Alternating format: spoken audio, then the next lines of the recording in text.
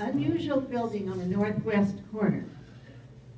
And as you're driving by, you looked at it and thought, what's that? It's different. Maybe a restaurant? No. Maybe a bed and breakfast? No, not so.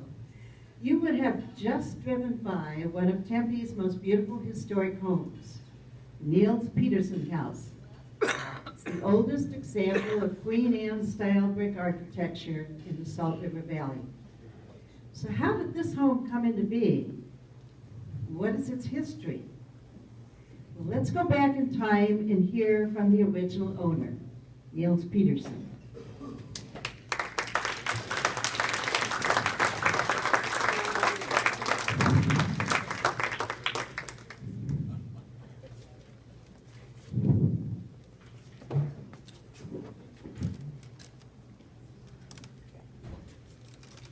Thank you very much.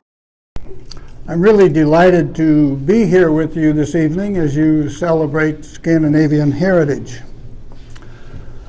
I thought I might give you a little bit of background as to how I came to be a Danish immigrant into the United States. I was born in the, where's my support team?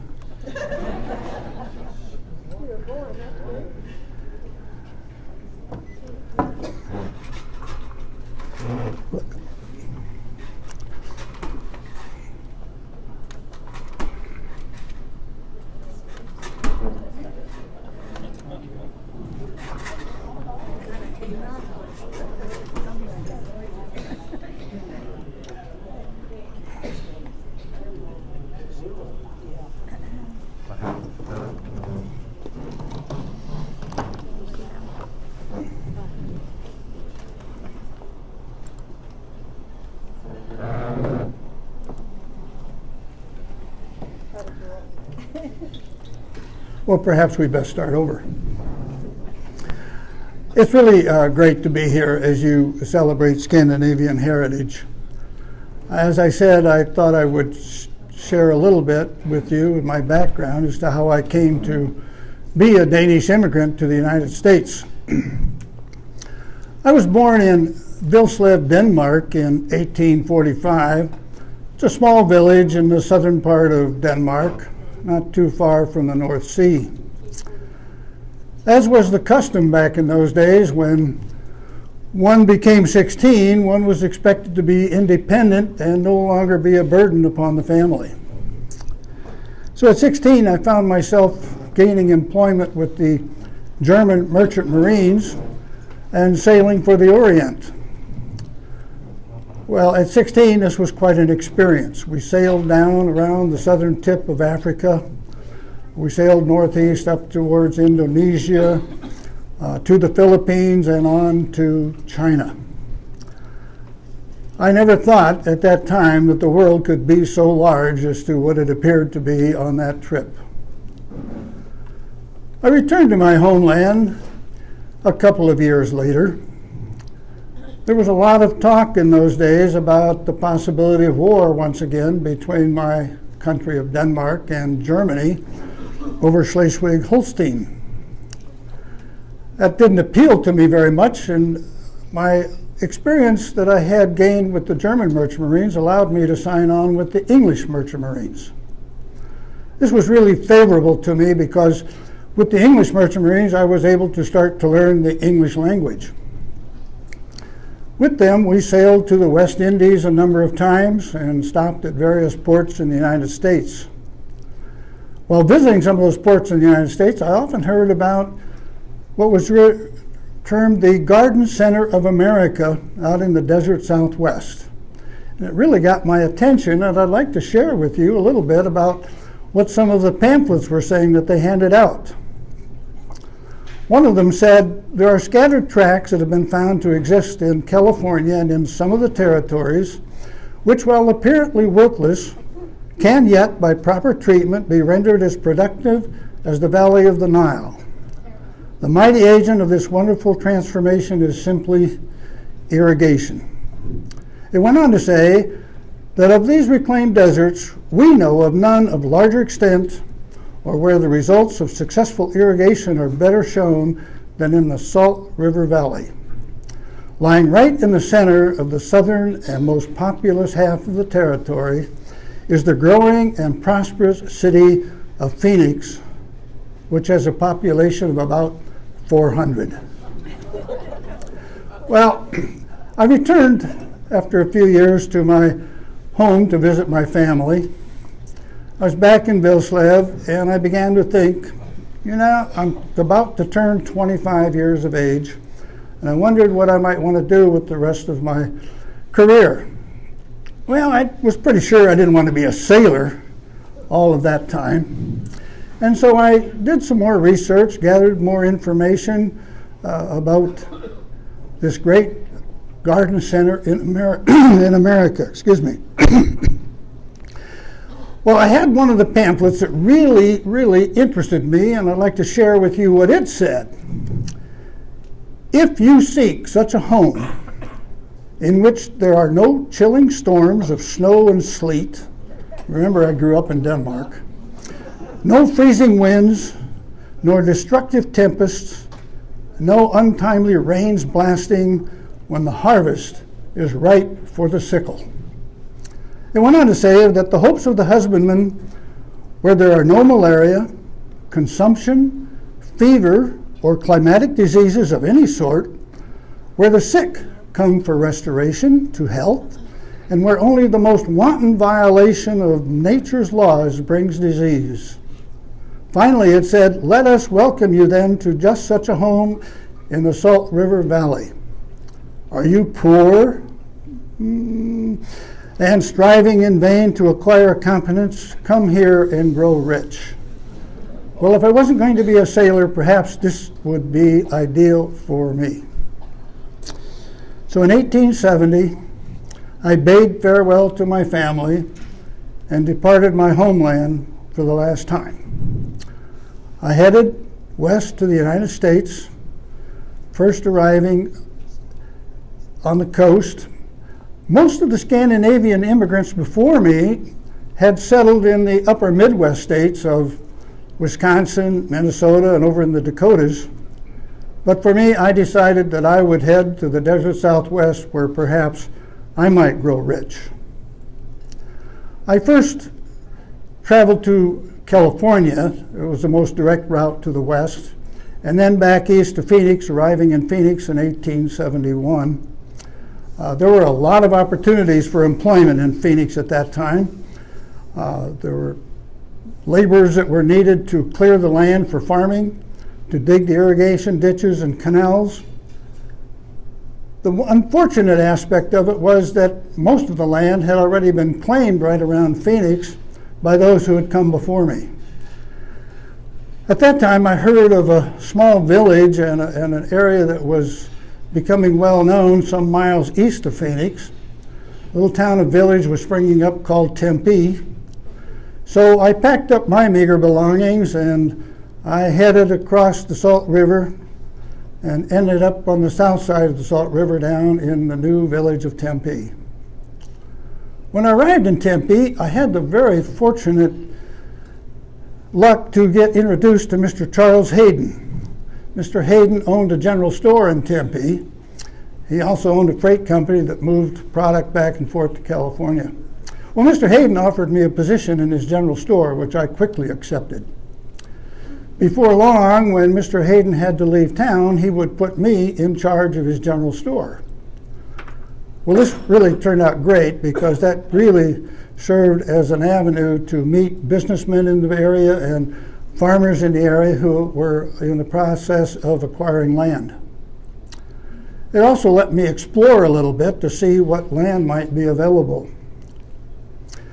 In July of 1874, I filed a declaratory statement on 160 acres. That 160 acres was bordered on the east by Priest, at least that's what you call it today. It was bordered on the west at 52nd Street, on the south at Southern, and north to Alameda. And I began to clear some of the land. You can see here that piece of land is now bisected almost in the middle by your Interstate 10. Well, I started clearing the land, and one of the requirements to homestead was that one had to become a U.S. citizen. I began studying for that, and I completed the studies and passed, and in 1878, I became a U.S. citizen. Some months later, I was ready to file a homestead on that 160 acres that I had made claim to. The requirements of a homestead was that you had 5 years after you filed for it. You had to build a home on the property, you had to clear the land, and you had to prove that you could grow crops. Now, that was quite a task. Most of it was done with manual labor, certainly with the help of horses. We had to construct canals to get to the property. I left the employment of Mr. Hayden at that point in time and went to work for the Tempe Irrigating Canal Company. I thought this would be really good because then I could sort of monitor where the canals were going. My land was probably close to 3 miles away from the Salt River. So in order to farm it, I was going to have to be able to get water to it. Well, that did turn out to be the case. I was able to be somewhat influential in getting canals over towards my property. Then I had to dig the irrigation ditches so that once we got the water there through the canals, that when I planted the crops, this was the method in which we would get water to the crops. So I spent about 4 years in this process, digging those irrigation ditches.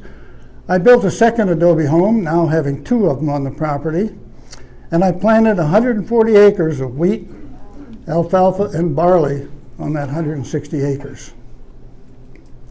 In May of 1883, I was able to file homestead proof that I had completed the requirements for those 160 acres. I found myself now as a proud owner of 160 acres of land in the United States of America. Now, I hadn't had much time during this process while I was so busy making sure that I was going to complete all the requirements for the homestead that I didn't really get out very much.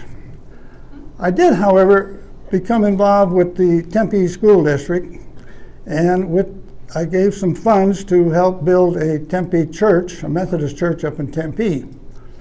Well, I had the good fortune of being introduced to Miss Isabella Dunphy. Well, Miss Isabella and I got to know each other quite well, and over a period of time I began to wonder whether she was a teacher at the Tempe Grammar School. Would she be interested in leaving that position and living out on a farm? Well, I finally proposed to Isabella, and much to my delight, she did accept my proposal. And in 1884, we moved into a 2-room adobe home out on my farm. Well, things were going well for me as a Danish immigrant. I had now acquired a sizable amount of land. I was becoming a well-known citizen in the area. And Isabella and I talked about, well, we really wanted to have a family, and perhaps this adobe home just wouldn't quite meet our needs. Maybe we should consider building a new one. Well, as fortune would have it, Isabella became pregnant, and so we decided that we would delay the construction of a new home until after the birth of our child. Tragedy struck. It was 1885, and Isabella died in childbirth. Our son John was also very sickly, and I found myself as a single parent in the desert of the Southwest, not able to care for a sickly infant. Arrangements were made for my son John to be sent back east to be cared for by Isabella's family. Unfortunately, he only survived a few months, and he also followed his mother in death. Well, I was grief-stricken. The only thing I could do was really put myself into my work on my farm. There were some opportunities that had come available to me. Other people had also filed under the Homestead Act.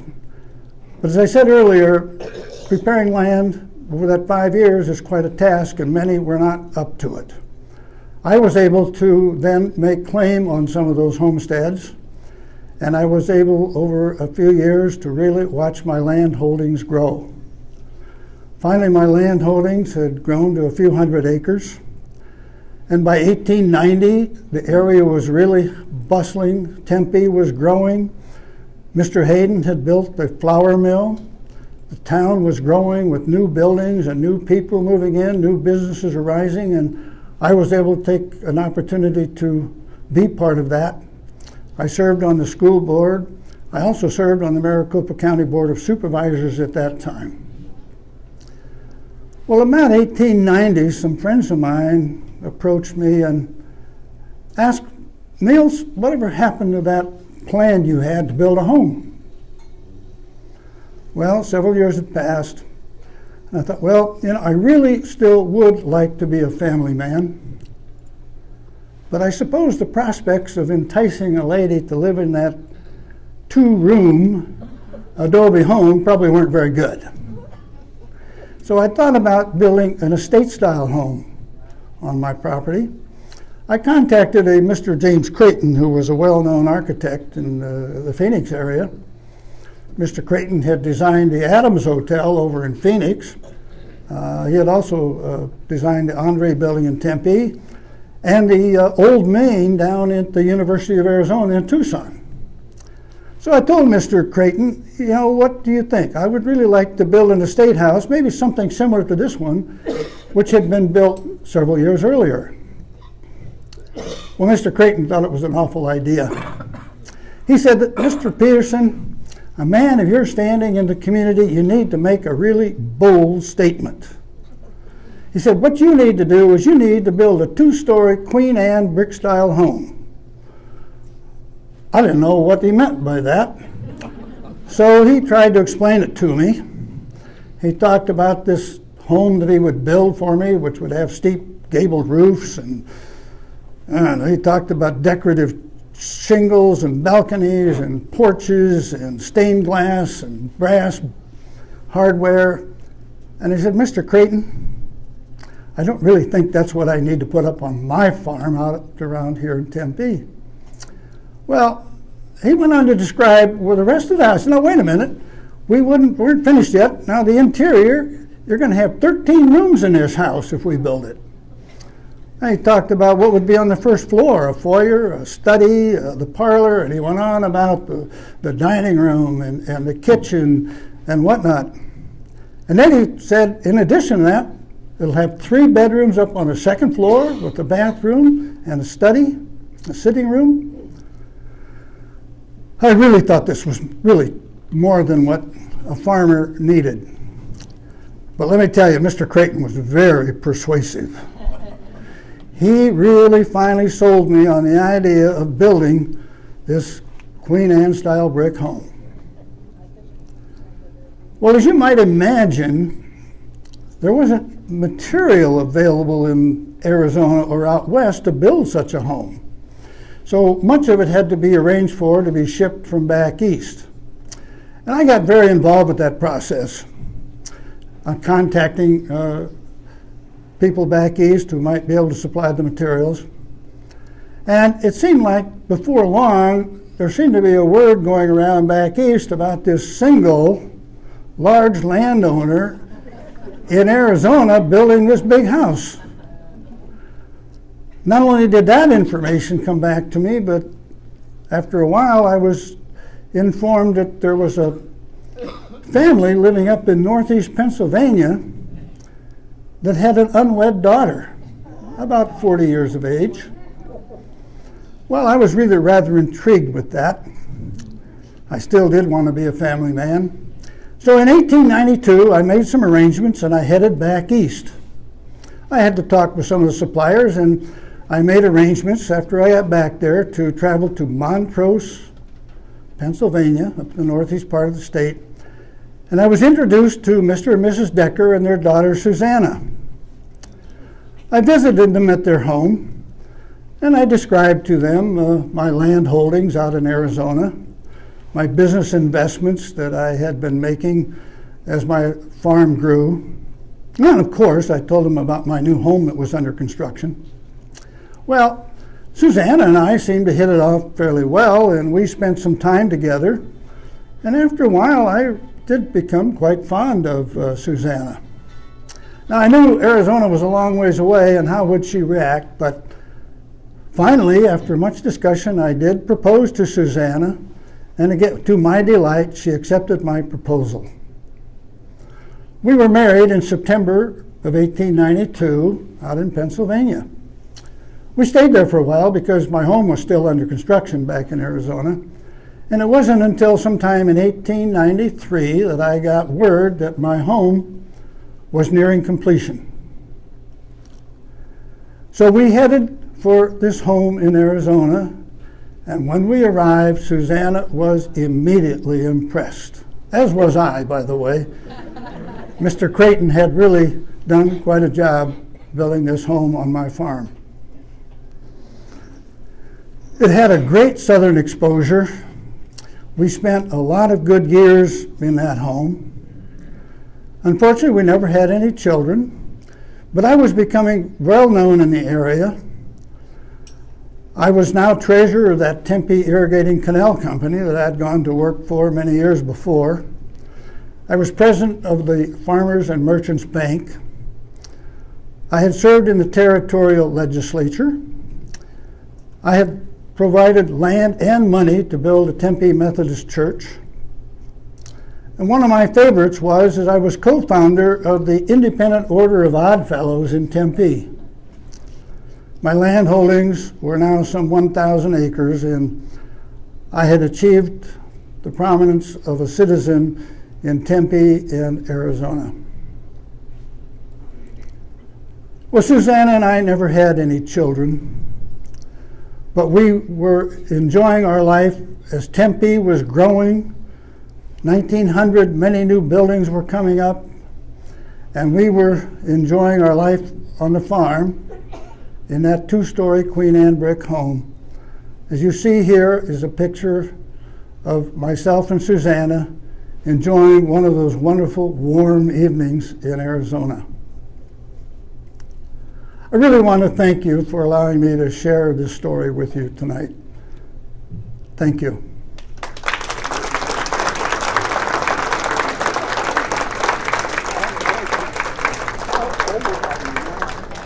Niels Petersen died in Tempe on April 27, 1923, at the age of 78. As a testament to his stature in the community, flags were flown and all schools and businesses were closed during his funeral. Originally, he was buried in Tempe's Double Butte Cemetery, but then he was exhumed and reburied on the grounds of his home next to the grave of his wife, Susanna, after she died in 1927. At Susanna's death, the property passed to Susanna's nephew, Edward Decker. He was a minister in the Tempe area. He and his family lived in the home until his death in the mid-1940s. The home was subsequently occupied by a number of renters. By 1968, the home was sitting empty and sadly showing its age of 75 years. The Oddfellows of Tempe, whom Niels Petersen helped co-found so many years ago, acquired the property, and they cared for it until it was donated to the city of Tempe in 1979. The exterior of the house was stabilized and restored in 1982 with a grant from the Arizona State Historic Preservation Office. In 1989, the interior was restored, and then later that year, the project received the Governor's Award for Historic Preservation. This is a current view of the dining room, master bedroom, and the staircase to the second floor. Today, the original 160 acres that Niels Petersen homesteaded in 1883 are no longer used for farming. Interstate 10 runs to the middle of the homestead, which is now largely a mixed-use and industrial-use area. However, Niels' beloved residence is showcased on the northwest corner of Southern and Priest, at the west end of Tempe's 5-acre Oddfellows Petersen Park. The home is operated as a historic museum by the Tempe Historical Museum. It's open for limited tours during the holiday season and stands today as a legacy and a testament to the endurance and hard-working spirit of both Niels Petersen and the many Scandinavian immigrants who helped pave the way for future generations and growth in the valley. Thank you, Niels Petersen.